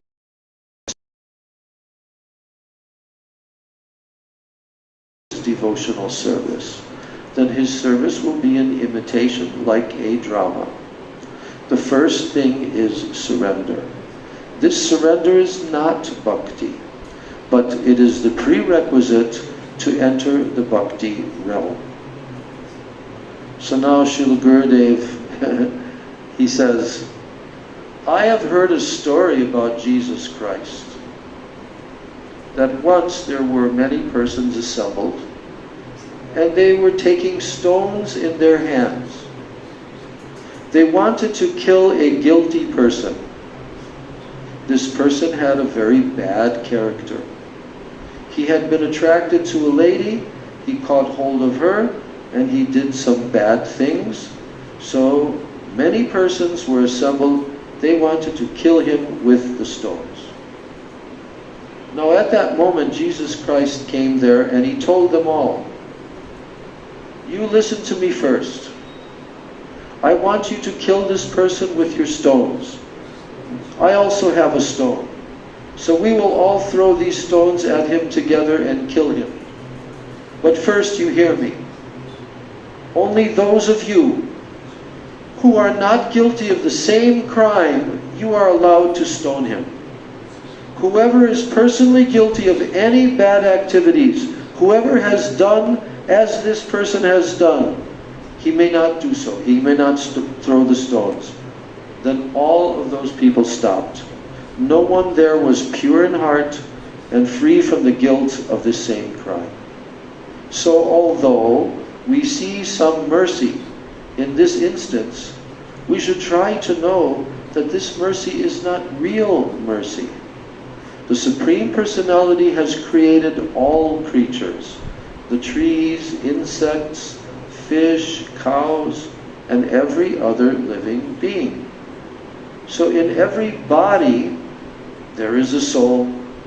It is a misconception to think that the soul is only in the human body.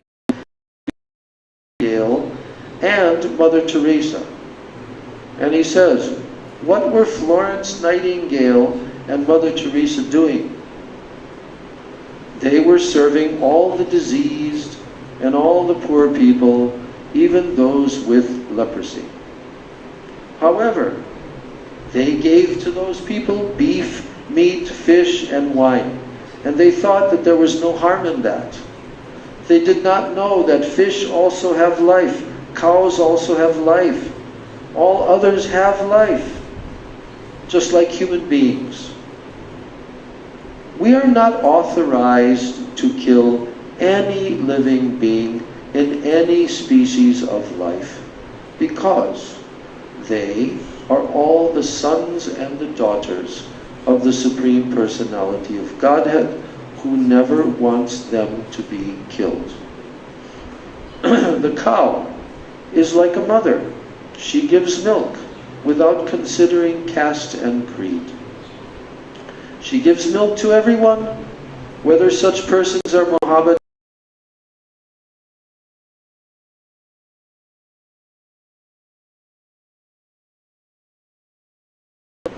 breast.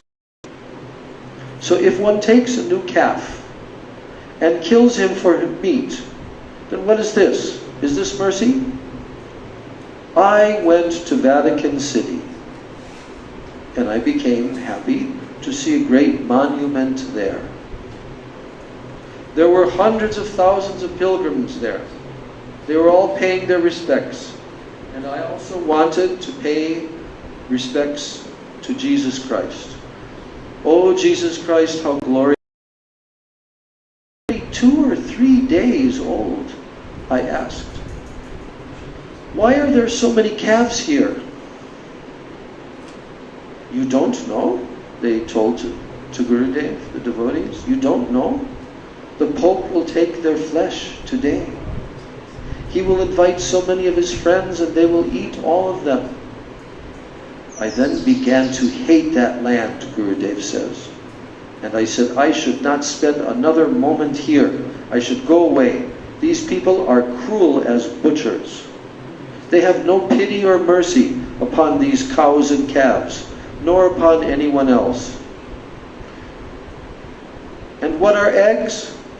If you want to take eggs, you can take an egg from your mother's womb. That is also a kind of egg. So we should not take all these things. Rather, we should know that the soul is everywhere, not only in the human body. So therefore, service only to humankind is not service to the Supreme Personality of Godhead. It is essential to know this. Therefore, Mahaprabhu rejected the consideration of Sarva Dharman Parityajya as the goal and what to speak. Now, of course, there were a lot of new people there in that assembly, and that's why Gurudev was mentioning about Harish Chandra and about all of that. So, in this way, Sri Ramananda Roy spoke to Sri Chaitanya Mahaprabhu all of these transcendental topics. And it is very Mahaprabhu was appreciating how Ramananda Roy was saying, oh, Sakya Rasa is very good. Mahaprabhu wanted to hear. And he said, Vatsalya Rasa, very good. Mahaprabhu wanted to hear. In this way, he wanted to hear about all the rasas. But then in Madhurya Ras, now he really wanted to hear about this topic. But then in Madhurya Ras, wanting to hear about this topic, then he really wanted to hear about the topmost Madhurya Ras, which is found only in Srimati Radharani. Then Mahaprabhu became very, very happy, and then the discussion started in that direction. So this was one of the favorite presentations that Gurudev loved to hear.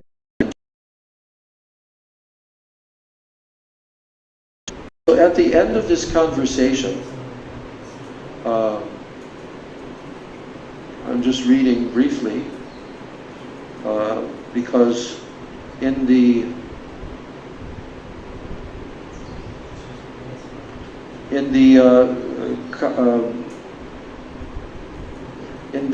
Katha that was given by Srila Bhaktivinoda Bharati Maharaj,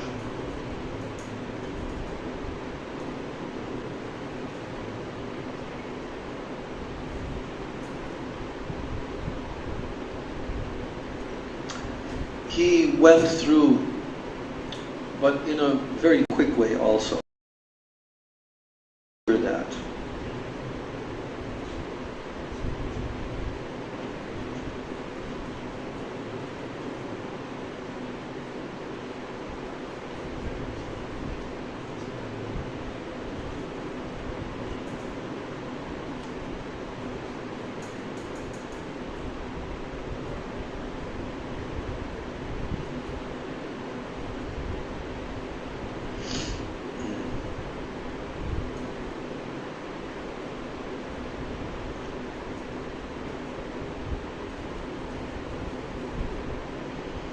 Now, in the end, Ramananda Roy said,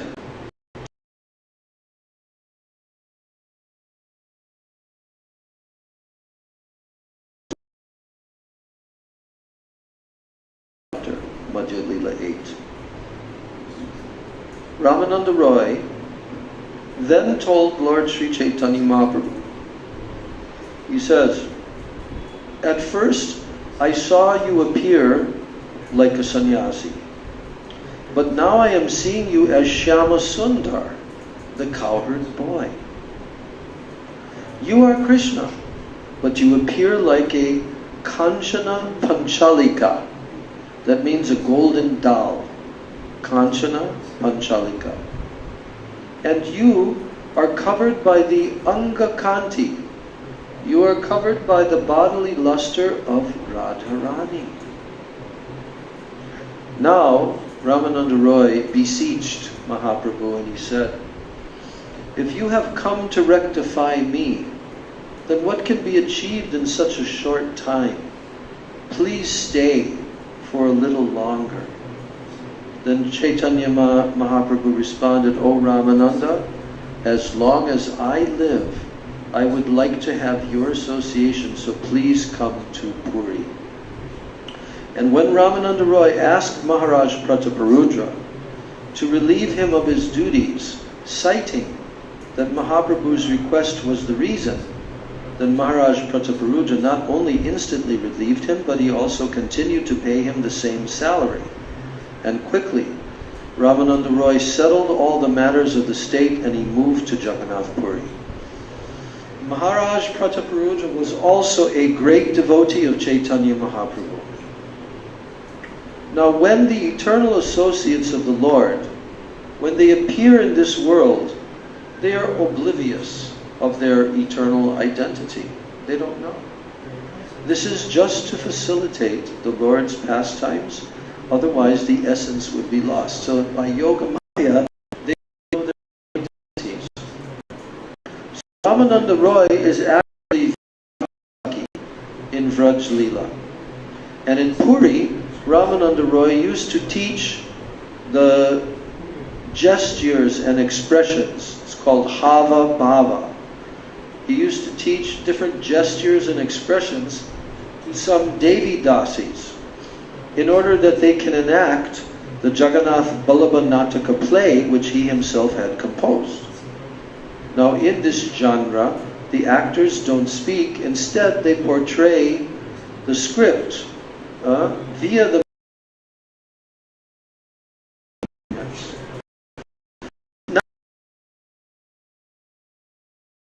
in Vinaya, the story of the Lord taking the form of Nrsingadev, killing Hiranyakashipu and other passages, they have been depicted in this way. So in the beginning, one finds it difficult to grasp. Upon being exposed to it twice or thrice, something is understood from these movies. So Ramananda Roy, he used to teach the Deva Dasis how to enact the play. And there was a person who named Pradyumna Mishra. He was the chief cook of Lord Jagannath. And he went to Chaitanya Dev with the desire to hear Harikatha. But Chaitanya Dev said, I don't know anything. Ramananda Roy knows. So when Pradyumna Mishra went to see Ramananda Roy, he heard that he was decorating and massaging the Devi Dasis. This shook his faith in Ramananda Roy. So when he went back to Chaitanya Dev, then Mahaprabhu said, Eka Ramanander hoy e adhikar, tate jani aprakrita deha tahar.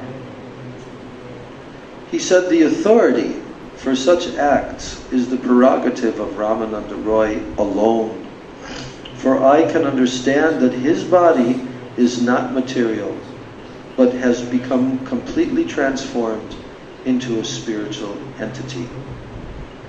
Now, making Ramananda Roy an instrument, Mahaprabhu gave the lesson that only one who has Hari Bhakti can be a guru. Just by being a Brahmin or a Mishra, this is not enough. So this lesson he taught us through Ramananda Roy, who was not a Brahmin. So we don't have the qualification to act like this. So today is Ramananda Roy's disappearance day. So we will pray for his mercy.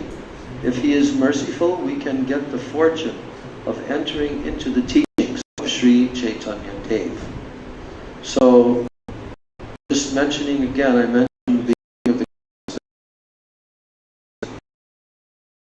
the with Chaitanya Mahaprabhu, Devi and Vishaka Devi, who have come to coach Krishna in the form of Gauranga, and how to help him to navigate in this ocean of tasting and experiencing Srimati Radharani's ultimate topmost Mahabhav Prem of the highest order. That was their purpose and their role. So they were always by his side. If you read the Antya Leela, especially the last 5 chapters, you will hear how Ramananda Roy and Swarup Damodar were always with Mahaprabhu in the Gambhira, and Mahaprabhu was hearing each of them chanting different verses and different beautiful songs to augment all of his feelings, all of his ecstatic moods that were outpouring like waves, like tidal waves. They're just outpouring from Mahaprabhu. And so, by the assistance of Swarup Damodar and Ramananda Roy, they helped Mahaprabhu by quoting appropriate verses to augment his moods that he was experiencing.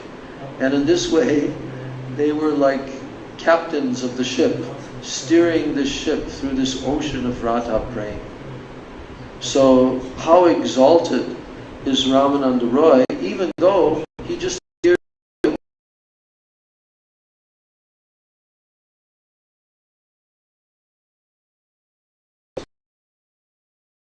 in the kingdom of Orissa. But in actuality, he was the topmost Vaishnava. And that's why Mahaprabhu said, I want to always be with you. And therefore it was arranged that he and Swarup Damodar Goswami would always be with Mahaprabhu. So in our Jayadvani every day, we say the names of the 6 Goswamis, Shri Rup Sanatan Bhatta Raghunath, Shri Jiva Gopala Bhatta Dasa Raghunath Shat Goswami Prabhu Ki Jai. We say the names of Swarup Damodar, Ramananda Roy, and all of the Parshadas, all of the associates of Sri Chaitanya Mahaprabhu.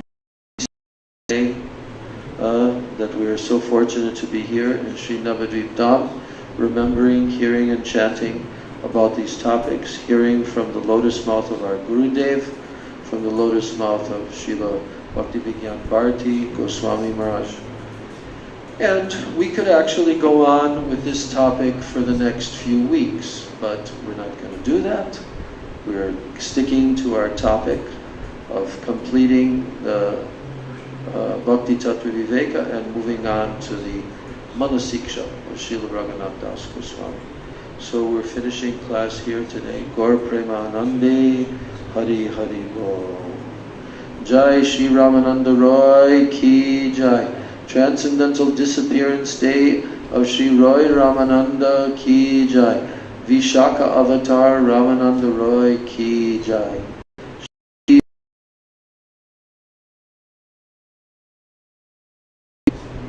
And we read Srila Gurudev's book, Ramananda Roy Samvad, which was taken from many of the lectures that he gave. That also will submerge us into all this ocean of nectar. And then what to speak of reading Chaitanya Charitamrita, that chapter itself. So these will all be very helpful for us. Any comments or questions?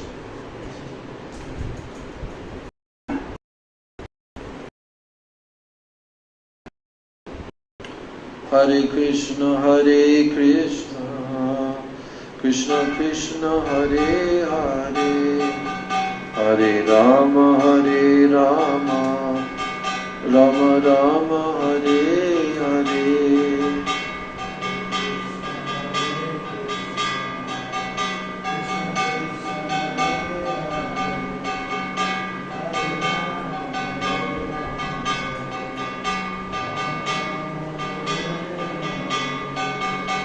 Hare Krishna, Hare Krishna, Krishna Krishna, Hare Hare, Hare Rama, Hare Rama, Rama Rama, Hare Hare.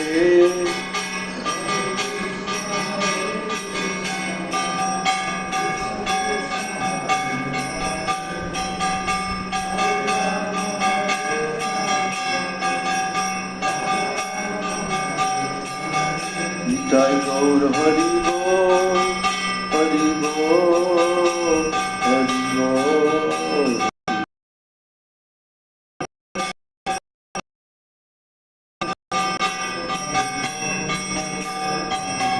Nitai Gaur Hari Bol, Hari Bol, Hari Bol, Hari Bol.